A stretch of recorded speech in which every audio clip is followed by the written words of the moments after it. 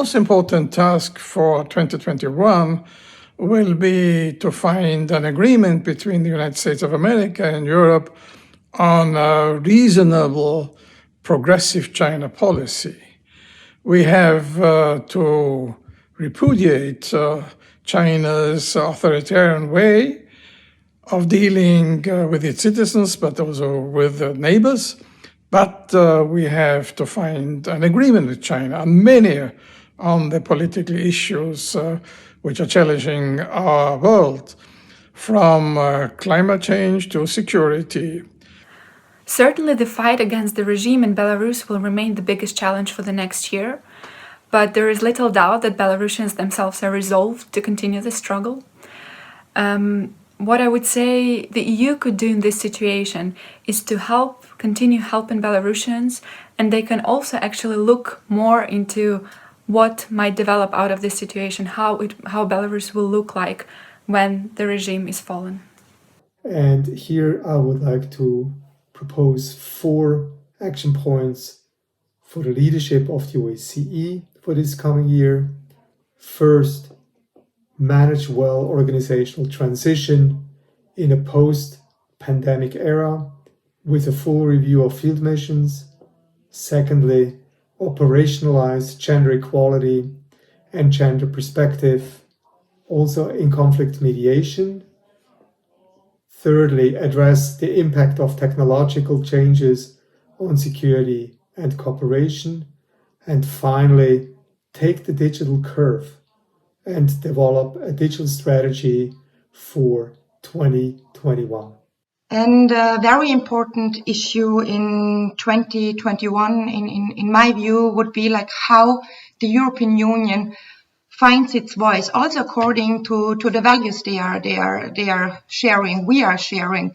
Considering, of course, also the problems from within, not only with Poland and Hungary, of course, with Brexit as well, but how can the European Union be more geopolitical in a way to support its neighboring region, to be prosperous, to be democratic, but also not to forget about the problems from within. I mean, especially right now when we see what is going on in Moria and also in Bihać in Bosnia. I mean, we should not look away, and we need to find ways of solidarity in this context next year.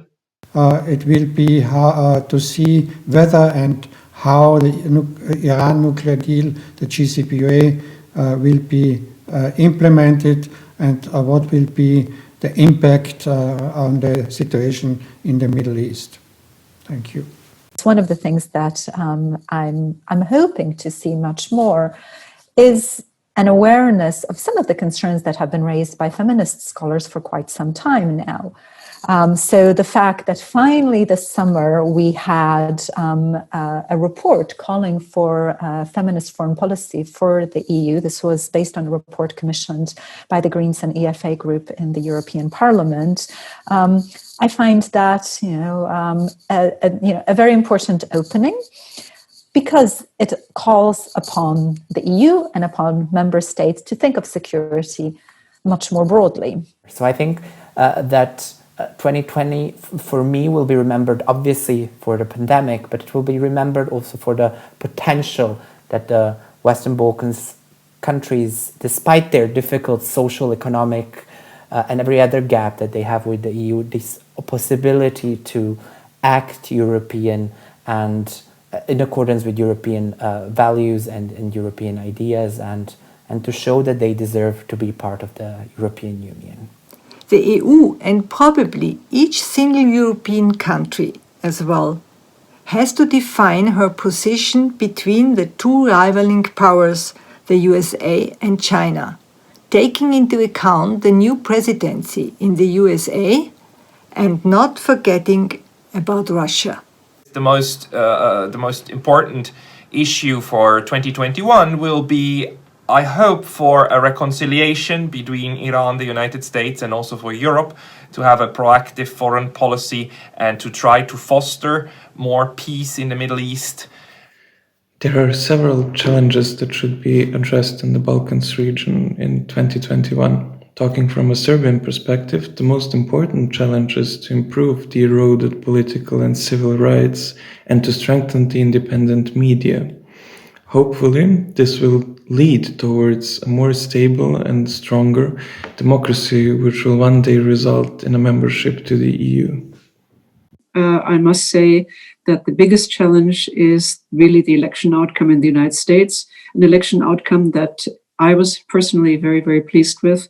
But President-elect Biden will have a very, very difficult stance to not only look at the domestic situation, but to look at domestically the division that have erupted and been full-blown in evidence in the United States, but immediately also to see if he can repair and bring together the allies that have been so many years supported by the United States and that have had a very close relationship, whether it's NATO, whether it's European Union.